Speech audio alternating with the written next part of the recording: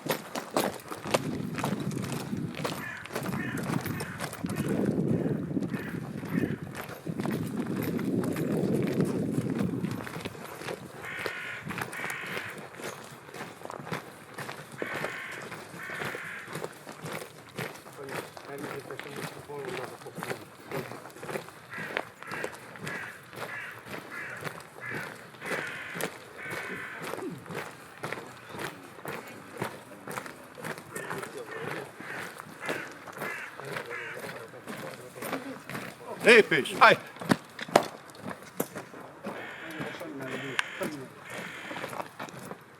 Lépés! Állj! Balra, jobbra, át!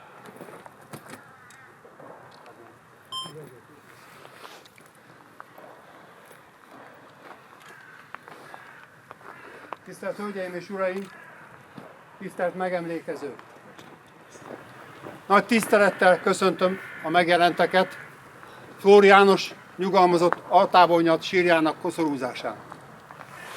Engedjék meg, hogy elmondjam, hogy a második honvéd huszárezred hagyományőrző közössége vállalta fel ennek a sírnak évtizedek után a megkoszorúzását.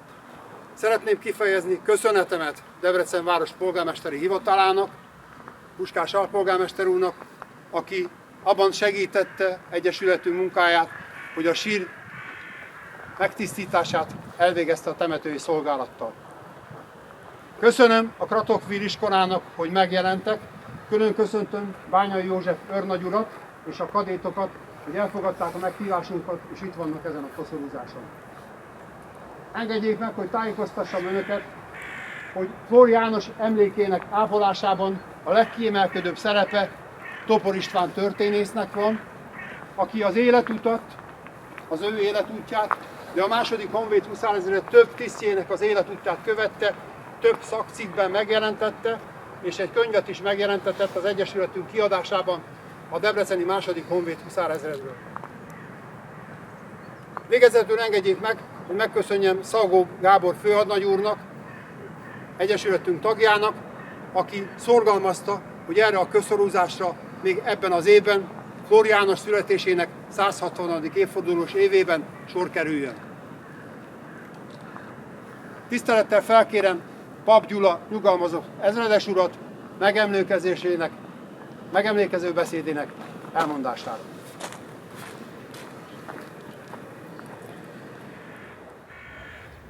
Hölgyeim és uraim, bajtársak, megemlékezők! Ma ezen a szent helyen, a debreceni temető csendjében hajtunk fejet Flór János huszáraltábornagy emlék előtt, akinek a neve örökre összefonódott a debreceni második honvéd huszárezredre. Egy olyan katona előtt tisztelgünk, akinek élete és szolgálata példát mutat, bátorságból, hűségből és emberségből. De nem csak egy katonára, hanem egy példaképre is emlékezünk, aki megtestesítette mindazt, amit ma is őriznünk kell. A helytállást, a becsületet, a hivatás iránti hűséget és az emberi méltóságot.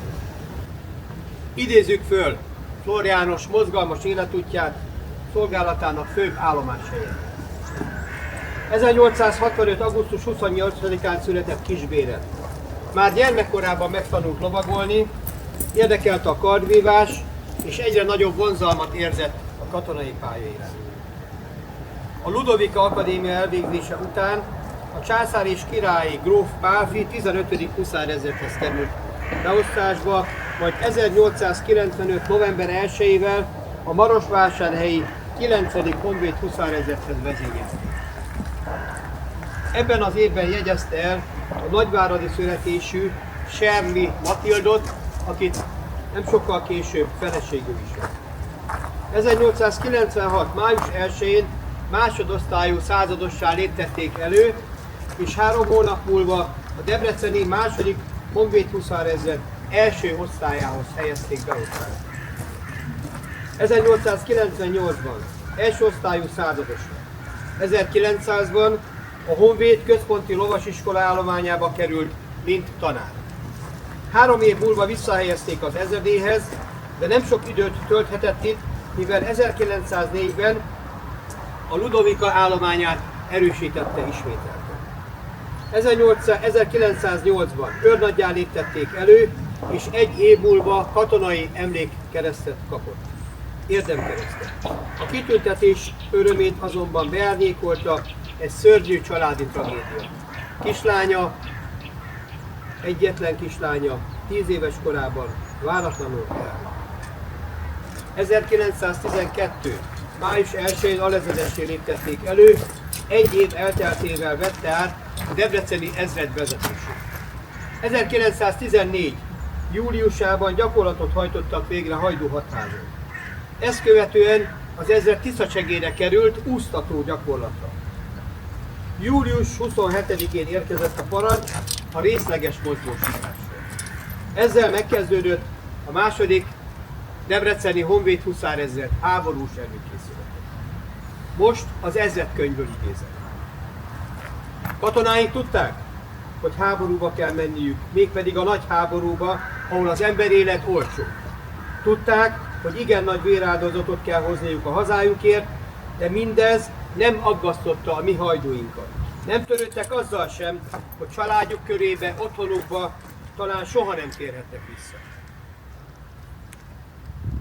A kötelességteljesítés, a hazaszeretet magasztos érzete, az önérzek alárendelése a közérdeknek, ezek voltak azok a mozgatóerők, amelyek arra sarkalták tisztjeinket és legénységünket, hogy ne vonakodva, csupán a kényszernek engedve vonuljanak be, hanem afeletti őszinte lelkesedéssel, hogy hazájuknak szolgálatot tehetnek.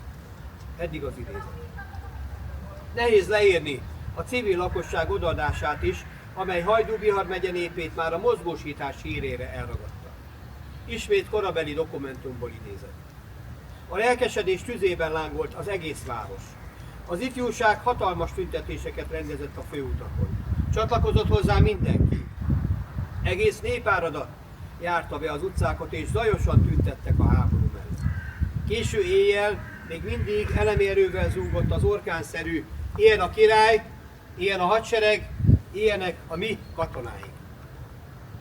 Az időközben beállott külpolitikai állapot következtében az ezrednek már nem a szerb, hanem az orosz hadszintére kellett vonulnia.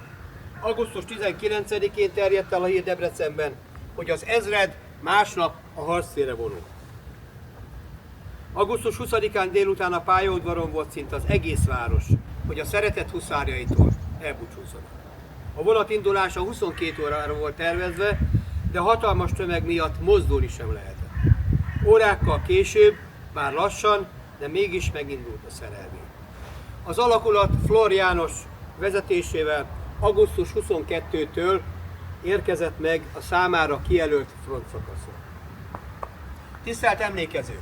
Talán sokan tudják, hogy a Városháza díszterében talán 1 éve, illetve pontosan 1 éve az Egyesületünk egy nagyszabású megemlékezést tartott az ezred első világháborús részvételéről. Terveink szerint folytatjuk ezt a kezdeményezést, ezért most a háborús eseményeket nem részletezném. Flór János ezredes egészen 1918 nyaráig állt az alakulat élén.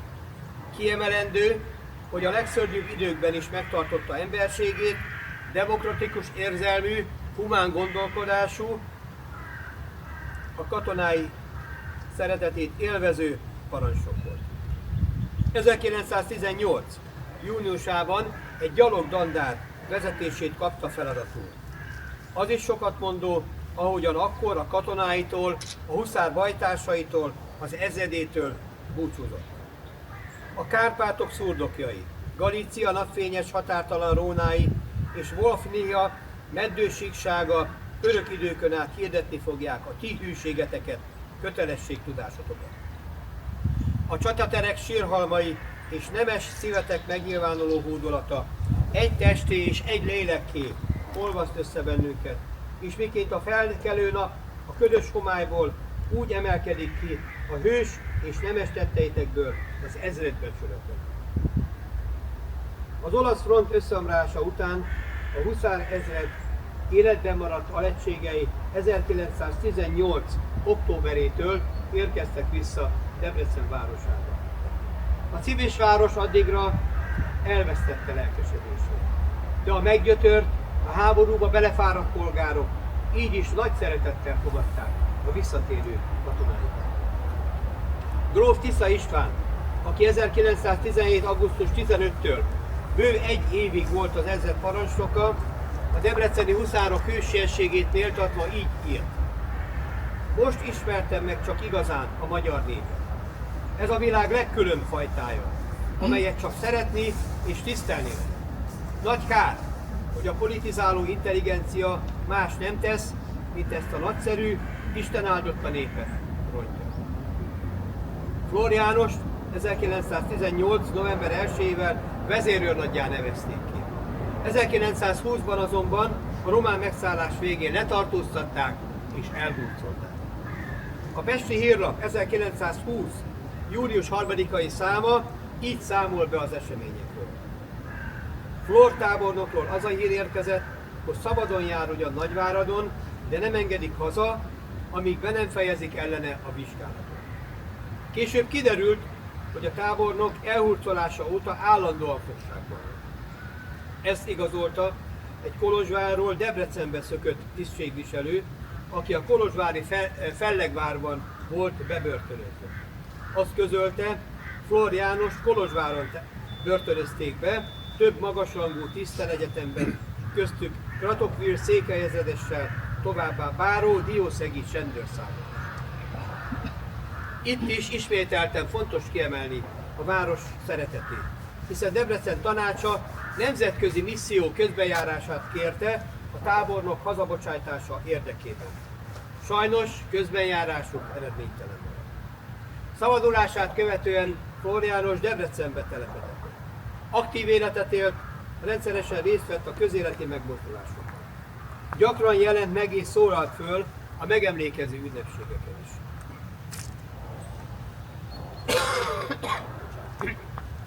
Többek között beszédet mondott 1924.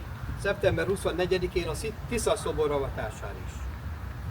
Flór János 1944-ben méltóságteljesen, huszárhoz méltó módon fejezte be földi életét. A debreceni köztemetőben itt díszsírhelyet kapott.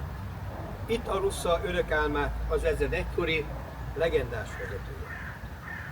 Azt gondolom, nem lenne teljes a megemlékezés, ha nem idézném Flór János gondolatait abból az ezredkönyvből, amelyet a nagy háború után 20 évvel később adtak ki. Engem, mint az ezrednek régi, már a háború előtti parancsnokát 43 hónap harctéri dicsősége, fáradalma és emléke fűz hozzátok.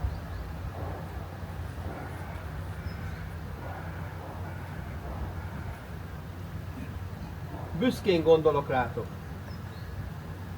Mindenkor azokért a dicsőséges, sokszor emberfeletti teljesítményekért, amelyekkel ezredünk hírnevének csorbítatlanságát a háború utolsó mozzanatáig, egész a leszerelésig éppen megőrizték. Mi adta az erőt a páratlan nehéz feladatok megoldásához? Legelső sorban az ezredben uralkodott kitűnő lovasszellem, a magyar lovasszellem, amely a hajdúságbeli magyar huszárt akkor is áthatotta, amikor szükség folytán a világháborúban nagyobb részt ló nélkül kellett harcolnia. Bátran állíthatjuk, hogy a legteljesebb fegyelemérzés, a magyar ősi vitézség és tántoríthatatlan hűség ezt az emberanyagot a világ első katonájává avatta. Ezzel a csapattal vészben, viharban meg tudtuk állni a sorstól kijelölt helyünket. Sajnos a hosszúra nyúlt háború és a sors kegyetlensége nem engedte meg nekem, hogy hő óhajomhoz képest ezredemet glóriával visszavezessem a lobogó díszbe öltözött Debrecenbe. Kedves bajtársaim! Azt hiszem, nyugodt lelkiismerettel kérhetlek benneteket, tartsuk meg dicső múltunkat és egymást továbbra is jó emlékezetünkben. Eddig az idézet.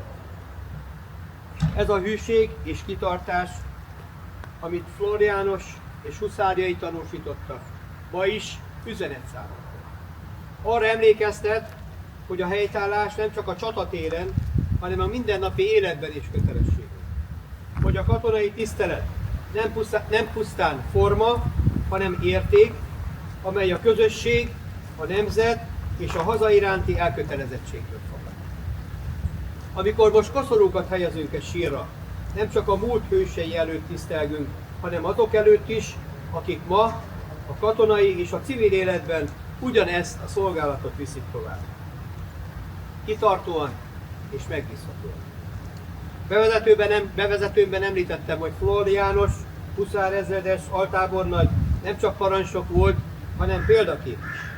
Példája azt üzeni, hogy az igazi erő a becsületben rejlik, hogy a szolgálat méltósága időtlen, és hogy a történelem igazi hősei azok, akik csendben, szívósan és kötelességtudattal teszik a dolgokat, akár egy nemzedék. Köszönet jár a Hajdú-Bihar megye, vármegyei Lovas és Huszár Hagyományőrző Egyesület vezetőjének, Csontos Jánosnak és minden egyes taktársunknak, mert büszkén viselik őseink egyenruháját, őrzik szellemüket, buzgalommal terjesztik a magyar lovas hagyományt és a magyar katonai erényeket. Köszönöm megtisztelőt! Köszönöm, ezredes úr! Hölgyeim és uraim! Koszorúzás előtt engedjék meg, hogy idézzem Flór János egyik mondatát, amit mi, a második Honvéd huszárezred hagyományőrzői ma is a szemünk előtt tartunk. Ezt írta Flór János katonáinak egy napi parancsban. Közösek emlékeink, közös a kincsünk, az ezred becsület. Díszőrök, koszorúzásra felkészülni. Díszőrök, vigyázz! Kardot! Ráncs!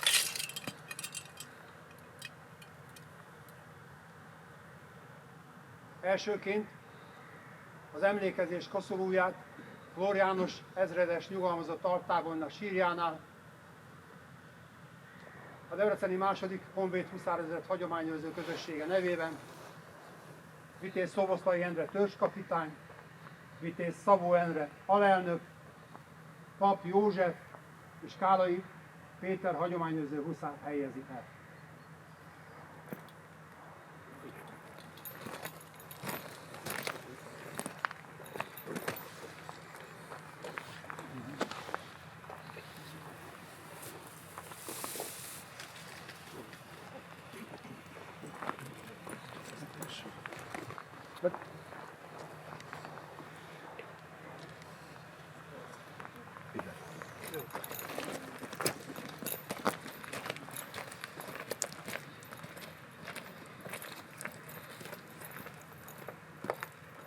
Nagy megtiszteltetés számunkra, hogy a Ratokvikvárai Katonai Szakközépiskola diákjai, kadétjai itt vannak, Bányai József őrnagy úr vezetésével.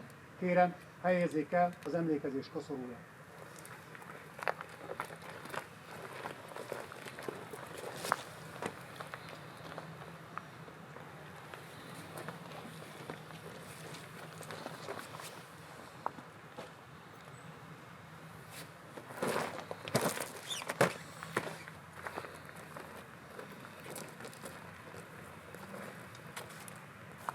Következőben a Nyugdíjasok Katonai Egyesülete hagyományőrző csoportja helyezi el az emlékezés koszorúját Flór János altábornak sírjának.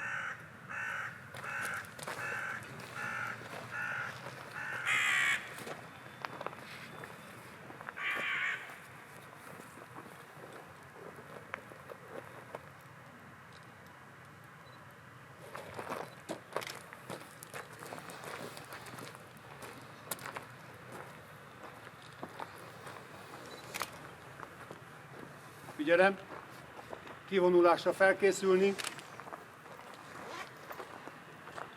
Kérem, Szoboszlai Endre törzskapitány álljon az egység élére. Díszőrök, vigyázz! Kardot! Rejts!